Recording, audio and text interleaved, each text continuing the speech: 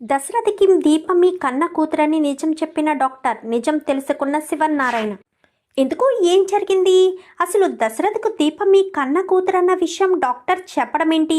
మరి డాక్టరు దశరథకి చెప్తే శివన్నారాయణ ఎలా నిజం తెలుసుకున్నాడు? ఇదంతా కూడా వీడియోలో చూసి తెలుసుకునేద్దాం. కార్తీక దీపం అప్కమింగ్ ఎపిసోడ్స్లో ఏం జరగబోతుందో ముందుగా తెలుసుకోవాలి అనుకుంటే వీడియోని లైక్ చేసి ఛానల్ని సబ్స్క్రైబ్ చేసుకోండి. మొత్తం మీరు చూసుకున్నట్లయితే దీపా కార్తిక్కి చాలా మనోవేదన అయితే మొదలవుతుంది. ఎందుకంటే దీప కడుపులో ఉన్న బిడ్డ మీద ఇటు దీప అటు కార్తీకు కాంచిన ఒక్కరింటి ప్రతి ఒక్కరూ కూడా ఎన్నో ఆశలు పెంచుకున్నారు. దీప కడుపులోని బిడ్డ భూమి మీద పడడంతో అల్లారు ముద్దుగా చూసుకుంటామని, అడుగు కూడా నేల మీద పడకుండా చూసుకుంటామని ఒకరికొకరు చాలామంది ఎన్నో హోప్స్ పెట్టుకున్నారు.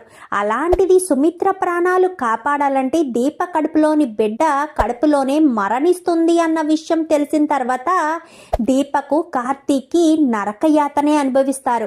ఇంకా కరెక్ట్గా అప్పుడే డాక్టర్ దగ్గర నుంచి బయటకు వచ్చేసేసరికి ఇంకా దశరథు ఇటు శివనారాయణ జోష్న ముగ్గురు కూడా బ్లడ్ శాంపిల్స్ ఇవ్వడం కోసం వచ్చారు కదా. వీళ్ళని చూసి కళ్ళల్లో ఏదో బాధ ఉందని తెలిసి ఇంకా అడుగుతారు కానీ అక్కడ ఏం సమాధానం చెప్పరు. జోష్నను తీసుకుని సరాసరి లోపలికి వెళ్తారు. వెళ్ళిన తర్వాత ఏంటి శివనారాయణ గారు ఇలా వచ్చారు అనగానే మీరెందుకు డాక్టర్ అంతడాలుగా ఉన్నారు అంటూ దశరథ్ అడగడంతో ఏమీ లేదు చెప్పండి అనగానే దీప రిపోర్ట్స్ టేబుల్ మీద ఉండేసరికి ఆ రిపోర్ట్స్ని కాస్త తీసి దాసేస్తుంది డాక్టర్ హారిక. అయితే ఇంకా జోష్న బ్లడ్ శాంపిల్స్ కోసమని దశరథ్ కూడా దగ్గరుండి దశరథ్ ఉందామనుకుంటాడు కానీ రెస్టారెంట్ నుంచి కాల్ రావడంతో దశరథ్ వెళ్ళిపోతాడు. ఇంకా జోష్న ఇటు శివనారాయణ వెళ్ళి బ్లడ్ శాంపిల్స్ అయితే ఇస్తారు. దశరథ్ అలా వెళ్తూ ఉండగానే మధ్యదారిలో దీపా కార్తిక్ ఒక గుడి దగ్గర ఒక చెరువు ఉంటే చెరువు దగ్గర కూర్చొని వాళ్ళు ఆ పాప మీద పెంచుకున్న ప్రేమలు ఆప్యాయతలు, వాళ్ళు ఆ పాప భూమి మీదకి వచ్చాక ఏం చేయాలి అనేది వాళ్ళ కోరిక మొత్తం అంతా కూడా తలుచుకుంటూ దీపను చూస్తూ కార్తీక్ ఏడుస్తాడు, కార్తీక్ని చూస్తూ దీప ఏడుస్తుంది. ఇద్దరు కూడా మాట్లాడుకుందాం అనుకున్న సమయంలో దశరథ్ కాస్త వస్తాడు. ఏమైందిరా ఎక్కడున్నారు అని చెప్పాను కానీ ఏమీ లేదు ప్లేస్ బాగుంది కదా అని కూర్చున్నాం మావయ్య అని చెప్పనేసరికి లేదు కార్తీక్ నీ కళ్ళల్లో ఏదో బాధ కనిపిస్తుంది. మీరిద్దరూ హాస్పిటల్కి వెళ్ళారు, హాస్పిటల్లో ఏం జరిగింది అసలు ఏం జరిగిందో చెప్పట్లేదు. మీరు గైనకాలజిస్ట్ దగ్గరికే కదా వెళ్ళారు, నేను తెలుసుకుంటాను. దీప ఆరోగ్యం గురించి ఏదైనా చెప్పారా? దీపకి ఏదైనా జరుగుతుందని చెప్పారా? ఎంత ఖర్చు అయినా పర్వాలేదు కార్తీక్, దీపకు ఎలాంటి ప్రమాదం లేకుండా సులభంగా డెలివరీ అయ్యేటట్టు నేను చూసుకుంటాను. దీప మా బిడ్డ లాంటిది, దీపకు సారిచ్చామంటే మా కూతురే కదా, నా కూతురికి ఏ ప్రమాదం రాకుండా చూసుకోవాల్సిన బాధ్యత నాకు ఉంది అంటూ దశరథు ఎంతగానో చెప్పేసరికి మావయ్య అంటూ కార్తీక్ పట్టుకుంటాడు. ఏమైంది అసలు అని చెప్పాను కానీ ఏమీ లేదు మావయ్య ఏమీ లేదని దీప కార్తీక్లు ఇద్దరు కూడా అక్కడి నుంచి వెళ్ళిపోతారు. వెళ్ళిపోయేసరికి దశరథు ఆలోచనలో పడతాడు. ఇంకా అలా ఆలోచించుకుంటానే దశరథు రెస్టారెంట్కి పోనీ అని డ్రైవర్తో చెప్పడంతో రెస్టారెంట్కి వెళ్తారు. ఏమైంది బావా రెస్టారెంట్ నుంచి తెగ కాల్స్ వస్తున్నాయి అని చెప్పి ఇంకా శ్రీధర్ని అడిగేసరికి ఏమీ లేదు బావా ప్రాఫిట్స్ చాలా తక్కువగా ఉంది, పెట్టుబడి లేదు అనేసరికి పెట్టుబడి లేకపోవడం ఏంటి బావా, కంపెనీలో ఎంతో డబ్బు ఉండేది కదా అనగానే మీకెవరికి చెప్పలేదు, ఇక్కడ ఒక ప్రాబ్లం వచ్చింది బావా, ఆ విషయం ఇప్పుడు చెప్పే సిచ్యువేషన్ కాదని కార్తీక్ నన్ను ఆపేశాడు, లేదంటే ఆ విషయం గురించి నేను చెప్పేవాడినే అని చెప్పాను కానీ ఏం జరిగింది బావా. జోష్న మళ్ళీ అనగాని ఇప్పుడేం తప్పు చేయలేదు బావా, ఆల్రెడీ గతంలోనే తప్పు చేసిందనేసరికి ఏంటి బావా అది అని చెప్పనగానే ఒక్క నిమిషం బావా అని చెప్పి వెంటనే జోష్నకు సంబంధించిన ఫైల్స్ అన్నీ కూడా చూపిస్తాడు దశరథ్కి. అయితే ఒక్కసారిగా కుర్చీలో కూర్చున్న దశరథ్ కాస్త లేచి నిలబడిపోతాడు. ఏంటి బావా ఇది, జోష్న ఎంత డబ్బును వాడుకుందా, అసలు జోష్నకు ఇంత డబ్బుతో ఏం సంబంధం ఉంది, అసలు ఏం అవసరాలున్నాయి అనగానే అదే బావా నాకు అర్థం కావట్లేదు, ఈ విషయాలన్నీ మావయ్యకి చెప్దామని మావయ్య ముందు బయట పెడదామని అనుకున్నాను. ఈలోపు నేను ఫైల్ తీసుకుని వచ్చేసరికి సుమిత్ర చెల్లికి అలా కావడంతో ఇంకా చెప్పలేకపోయాను. కార్తీక్కి చెప్తే కార్తీక్ ఇది సరైన సమయం కాదు నా మాస్టారు, సరైన సమయం వచ్చినప్పుడు చెప్తురు కానీ అత్త కోలుకున్న తర్వాత అప్పుడు చెప్తురు కానీ అని చెప్పి కార్తీక్ నన్ను పంపించేశాడు. కానీ ఇప్పుడు రెస్టారెంట్లో ఫండ్స్ లేవు అనేసరికి సరే బావా నేను అమౌంట్ అరేంజ్ చేస్తాను అని చెప్పాను. కానీ సరే బావా దీని గురించి అనగాని ఇప్పుడేం చెప్పను బావా, అసలే సుమిత్ర పరిస్థితి ఎలా ఉందో నాకు తెలుసు, ఇప్పుడు చెప్పొద్దు బావా అని ఇద్దరికిద్దరు అనుకుంటారు. అది కార్తీక్ అనగాని ఏమైంది కార్తీక్ అనగాని ఏమీ లేదులే బావా అని చెప్పి సరే నువ్వు చూసుకో అని చెప్పి అక్కడి నుంచి కాస్త వెళ్ళిపోతాడు దశరథు. అసలు జోష్న ఎలాంటి పిచ్చి పనులు ఎందుకు చేస్తుంది? కార్తీక్కి తెలిసే జోష్న మరి విషయాలన్నీ నాకు చెప్పలేదు అని దశరథ్ ఆలోచించుకున్న తర్వాత ఇంకా సరాసరి హాస్పిటల్కి పోనివ్వనగానే, ఎందుకంటే గైనకాలజిస్ట్ని కనుక్కోవాలి అని చెప్పాడు కదా, సో అందుకని హాస్పిటల్కి వెళ్తాడు. వెళ్ళేసేసరికి హారిక దగ్గరికి వెళ్ళడంతో నమస్కారం అని చెప్పాను. కానీ మీ డాడీ వాళ్ళు వెళ్ళిపోయారు దశరథ్ గారు అనగానే నేను మీతోనే మాట్లాడడానికి వచ్చాను, నాకు చిన్న ఫేవర్ చేసి పెట్టగలరా అని చెప్పనేసరికి దేని గురించి దశరథ్ గారు? ఇందాక మా కార్తీక్ దీప ఇక్కడికి వచ్చారు కదా, వాళ్ళకి గైనకాలజిస్ట్ ఏదో చెప్పారు, వాళ్ళు ఇక్కడి నుంచి వెళ్ళినప్పటి నుంచి చాలా బాధపడుతున్నారు, వాళ్ళ కళ్ళల్లో కన్నీళ్లు కొట్టొచ్చినట్టు కనిపిస్తున్నాయి, కానీ ఆ బాధను చెప్పుకోలేకపోతున్నారు. కార్తీక్ అంటే నాకు చాలా ఇష్టం, నా మేనల్లుడే కానీ నా కొడుకు కంటే ఎక్కువ. దీప కూడా నా బిడ్డ కాకపోయినా నా బిడ్డ లాంటిదే, వాళ్ళ గురించి నేను ఆలోచించాలి, వాళ్ళకేమీ జరగకుండా చూసుకోవాల్సిన బాధ్యత నాది. తను నా చెల్లెలు కొడుకే కావచ్చు, కానీ నా బిడ్డలాగే నేను చూసుకున్నాను అని చెప్పనేసరికి ఇప్పుడు నన్నేం చేయమంటారు అనగానే గైనకాలజిస్ట్ దగ్గరికి వెళ్ళి అసలు దీప కార్తీకులకి ఏంటి ప్రాబ్లమో, దీప కడుపులో ఉన్న బిడ్డకి ఏదైనా ప్రాబ్లం ఏమో ఒక్కసారి కనుక్కోండి అని చెప్పనగానే అది అనేసరికి ప్లీజ్ డాక్టర్ కనుక్కొని నాకు ఏ విషయం చెప్పండి ప్లీజ్ అనగానే సరే అని చెప్పి ఇంకా దశరథ్ వెళ్ళిపోతాడు. ఇప్పుడు కార్తీక్ ఈ నిజం ఎవరికి చెప్పొద్దన్నాడు, ఖచ్చితంగా నిజం చెప్పి తీరాలి. జోష్న మాట్లాడే మాటలకు జోష్న ఇంటి వారసురాలు కాదు అన్న విషయం చెప్పాలి. జోష్న ఇంటి వారసురాలు అన్న భ్రమలో వీళ్ళంతా బ్రతుకుతున్నారు. జోష్న ఏదైనా చేయగలదు, ఏం చేయడానికైనా సిద్ధపడుతుంది.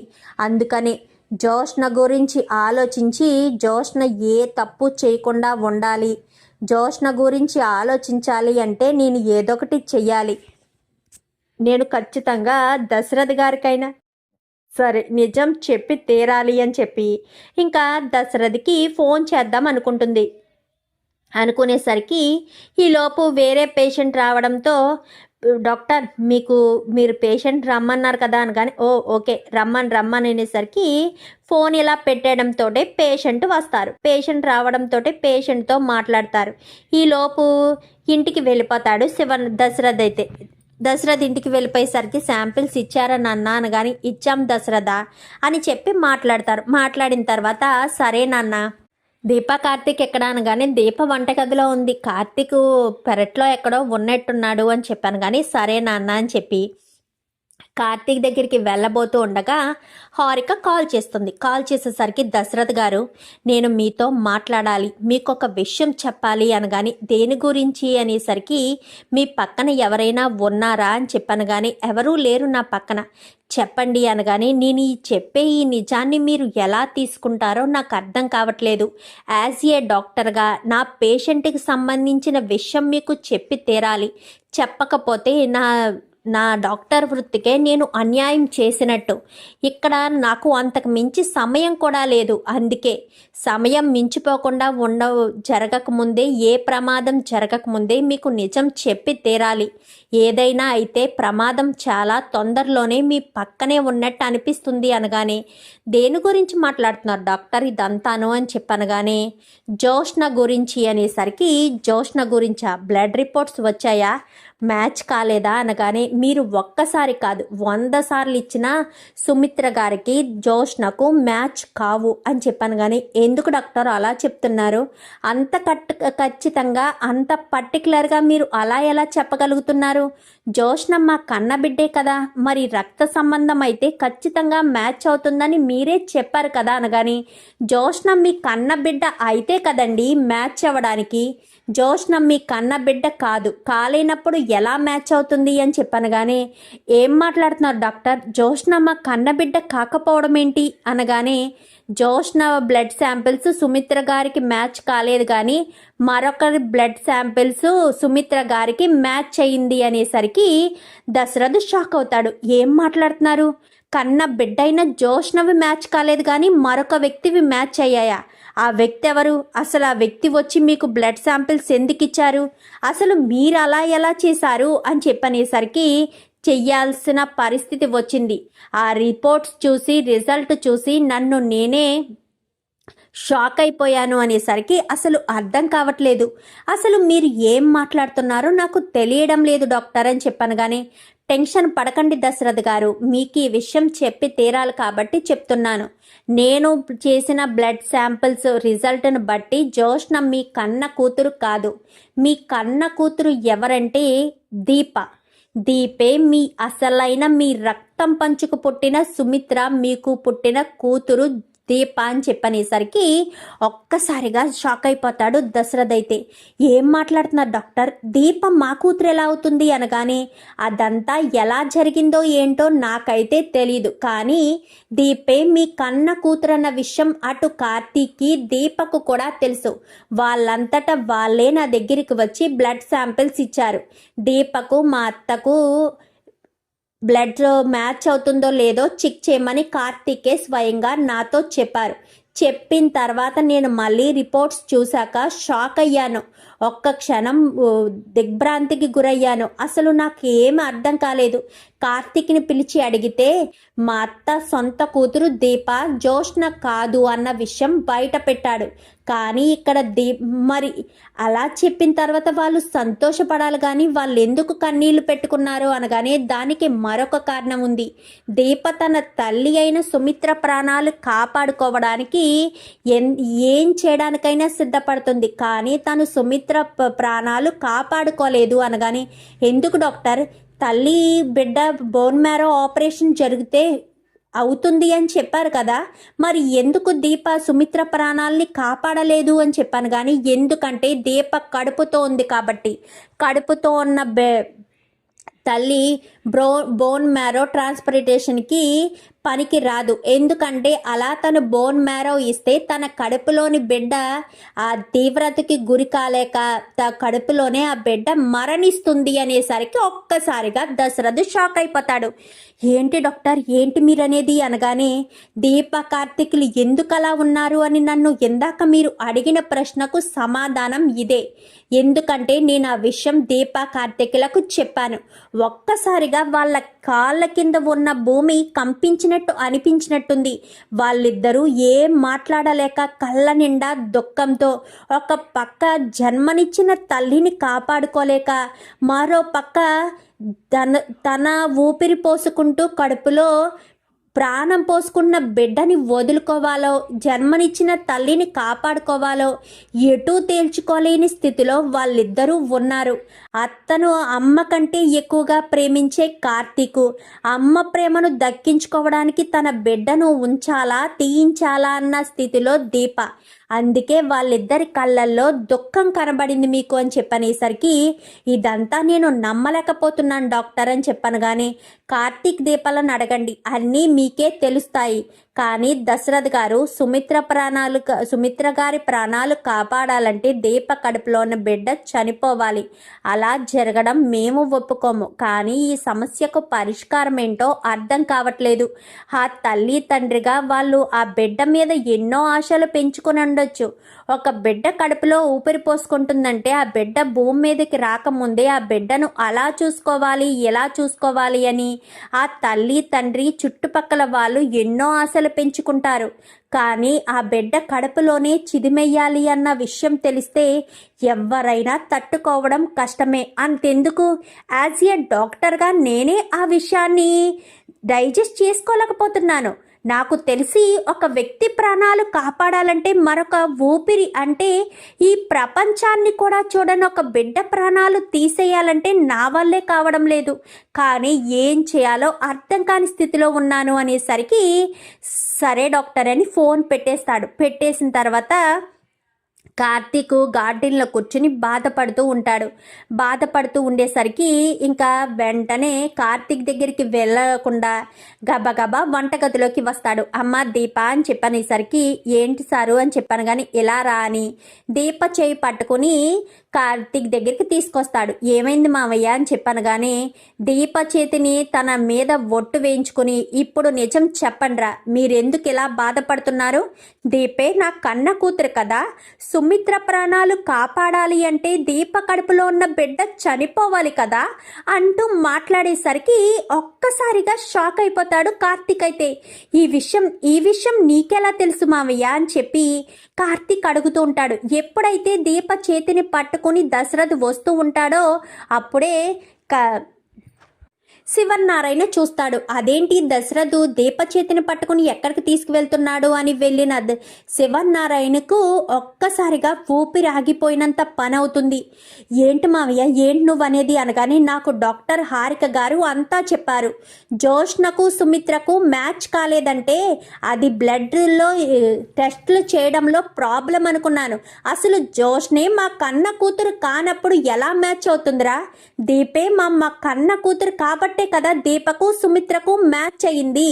కానీ సుమిత్రను కాపాడుకోవాలంటే దీప తన కడుపులోని బిడ్డను కడుపులోని చిదిమేసుకోవాలంటే కదా.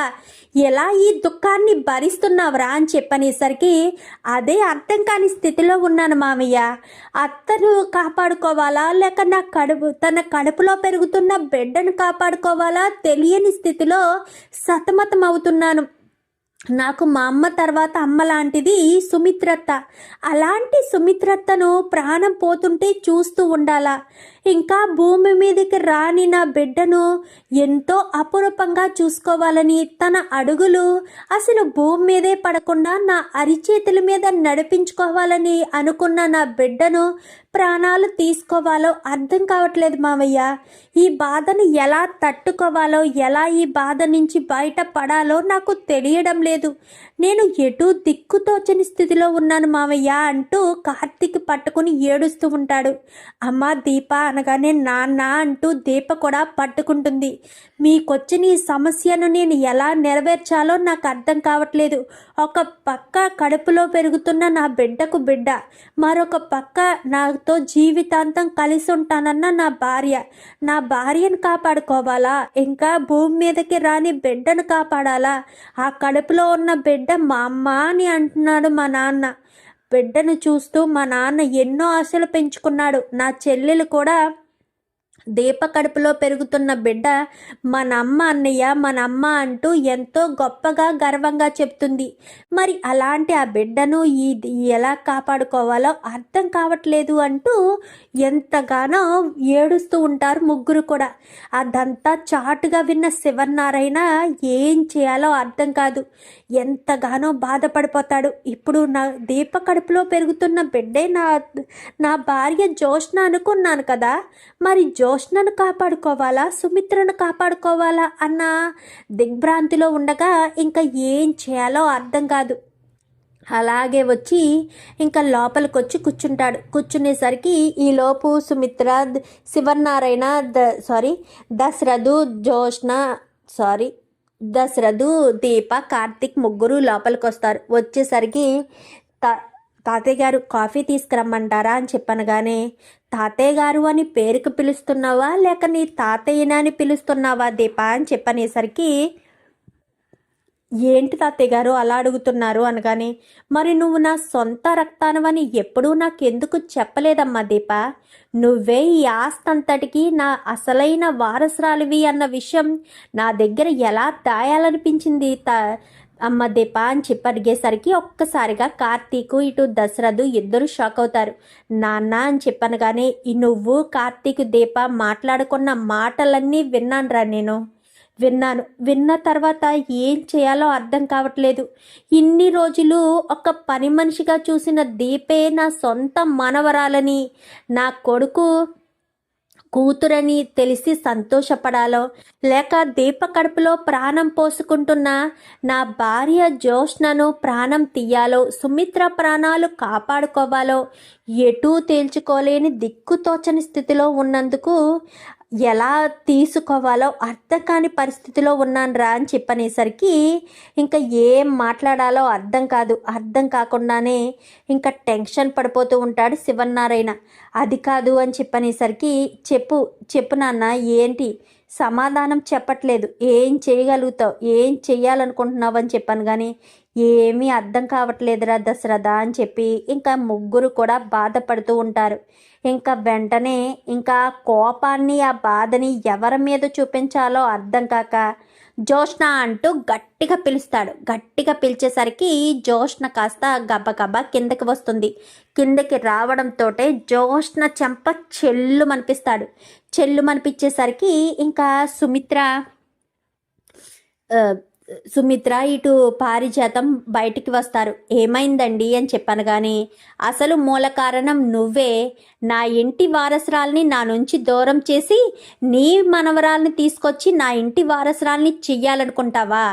తాను దూర సందు లేదు మెడకో డోల్ అన్నట్టు నిన్ను తీసుకొచ్చి ఇంట్లోకి ఎక్కిస్తే అంతే, కుక్కని ఎక్కడుంచాలో అక్కడే ఉంచాలి. చెప్పులు ఎంత కాస్ట్లీవైనా బయటే వదిలేయాలి కానీ లోపలికి తీసుకురాకూడదు అన్నట్టుగా నిన్ను ఒక చెప్పులాగే చూడవలసిందే. నీ మెడలో తాళి కట్టి పని మనిషి నుంచి భార్య స్థానాన్ని ఇచ్చినందుకు నాకు బాగా బుద్ధి చెప్పావు. నీకు మనవరాల్ని తీసుకొచ్చి నీ రక్తాన్ని తీసుకొచ్చి నా ఆస్తికి వారసురాల్ని చెయ్యాలనుకుంటావా? నీకు అసలు విశ్వాసమే లేదే. నిన్ను అసలు ఎలా ఉంచాలి అలాగే ఉంచితే సరిపోయేది. నేను తప్పు చేశాను నీ మెడలో తాళి కట్టి అనగానే, ఏంటి మావయ్య ఏంటి మీరనేది అనగానే, ఇన్ని సంవత్సరాలు నీ సొంత కూతురు అని నువ్వు నెత్తిని పెట్టుకుని పెంచుకున్న జ్యోష్ణ నీ కన్న కూతురు కాదమ్మా, తన పారిజాతం కొడుకు దాసు కూతురు అని చెప్పనేసరికి ఒక్కసారిగా సుమిత్ర షాక్ అవుతుంది. షాక్ అయ్యేసరికి, ఏంటి మామయ్య మీరు అనేది అనగానే, అవునమ్మా, జ్యోష్ణ నీ సొంత కూతురు కాదు కాబట్టే నీ ప్రాణాలు పోవాలని చూసింది. ఎందుకంటే తన ఇంటి వారసురాలు కాదన్న విషయం ఎక్కడ బయట పడిపోతుందని. నీ కన్న బిడ్డ దీప కాబట్టే ఎంతో బాధపడింది. నా తల్లికి ఏ ప్రమాదం జరగకూడదని, నా తల్లికి ఎలాంటి అపాయం రాకూడదని ప్రతి క్షణం జ్యోష్ణ దీప ఆతృత పడింది. కానీ ఇప్పుడు నిన్ను బ్రతికించుకోవాలంటే అని చెప్పనేసరికి, నాన్న వద్దు నాన్న అని చెప్పను. కానీ చెప్పనివ్వాలరా, చెప్పాలి. దీప ఏం చేయబోతుందో చెప్పాలి. ఇప్పుడు నిన్ను బ్రతికించుకోవాలంటే దీప కడుపులో ఉన్న బిడ్డ ప్రాణాలు వదిలేసుకోవాలి. దీప కడుపులో ఉన్న బిడ్డ ప్రాణాలా నీ ప్రాణాలా అని వాళ్ళు ఎటూ తేల్చుకోలేని దిక్కుతోచని స్థితిలో ఉన్నారు. దీప కడుపుతో ఉంది కాబట్టి బోన్ మ్యారో ఆపరేషన్ చేయాలంటే దీప కడుపులో ఉన్న బిడ్డ చనిపోతుందని డాక్టర్ చెప్పారంట. అందుకు దీప కార్తీకులు ఎంతో బాధపడుతున్నారంటూ సుమిత్రకు నిజం చెప్పేసేసరికి సుమిత్ర కళ్ళు తిరిగి పడిపోతుంది. పడిపోవడంతో ఏం చేయాలో అర్థం కాని పరిస్థితిలో సుమిత్రను తీసుకుని హాస్పిటల్కి అయితే బయలుదేరి వెళ్తారు. ఇంకా అలా వెళ్ళిన తర్వాత సుమిత్ర గారి పరిస్థితి చాలా తీవ్రతరంగా ఉంది. అర్జెంటుగా ఆపరేషన్ చేయాలి, లేదంటే ఆవిడ ప్రాణాలు పోతాయి అనగానే ఇంకా వెంటనే దీప, నా కడుపులోని బిడ్డను నేను అంతం చేసుకుంటాను అంటూ దీప తన కడుపులోని బిడ్డ మీద దబా దబా బాధేసేసరికి, దీప ఏం చేస్తున్నావు, నీకేమైనా అర్థమవుతుందా అని చెప్పాను. కానీ నా తల్లిని కాపాడుకోవాలి అంటే నా కడుపులోని బిడ్డ ప్రాణాలు పోవాలి కదా డాక్టర్ అని చెప్పనేసరికి చూడు దీప, నువ్వు ఎలాంటి పిచ్చి పని చెయ్యొద్దు అనగానే నా తల్లిని కాపాడండి, నా తల్లిని కాపాడకపోతే అంటూ ఇంకా పక్కనే ఉన్న ఒక కత్తిని తీసుకుని తన పేక మీద పెట్టుకుంటుంది. దీప ఏం చేస్తున్నావు అనగానే, వద్దు బావా, నా కడుపులో ఉన్న బిడ్డ కంటే నాకు జన్మనిచ్చిన తల్లిని కాపాడుకోవడమే నాకు ముఖ్యమంటూ దీప చెప్పడంతో, మీరు గనక నా తల్లిని కాపాడకపోతే నా తల్లి ప్రాణాల కంటే నా ప్రాణాలు ముందు తీసుకుంటానంటూ దీప బెదిరిస్తుంది. బెదిరించేసరికి ఏం చేయమంటారు కార్తీక్ అని చెప్పనగానే, తను చెప్పినట్టే చెయ్యండి అనేసరికి మీరేమంటారు అనగానే ఇంకా అందరూ కూడా బాధపడుతూ, అక్కడ కాంచన కూడా ఉంటుంది, కాంచన కూడా బాధపడుతూ తను చెప్పినట్టే చెయ్యండి అని కాంచన కూడా చెప్తుంది. చూద్దాం మరి రాబోయే ఎపిసోడ్స్లో ఈ రకంగానే జరిగి సుమిత్ర దీపాను కాపాడుకోవాలని మీరు కూడా కోరుకుంటే వీడియో నచ్చితే లైక్ చేసి ఛానల్ని సబ్స్క్రైబ్ చేసుకోండి. Thank you for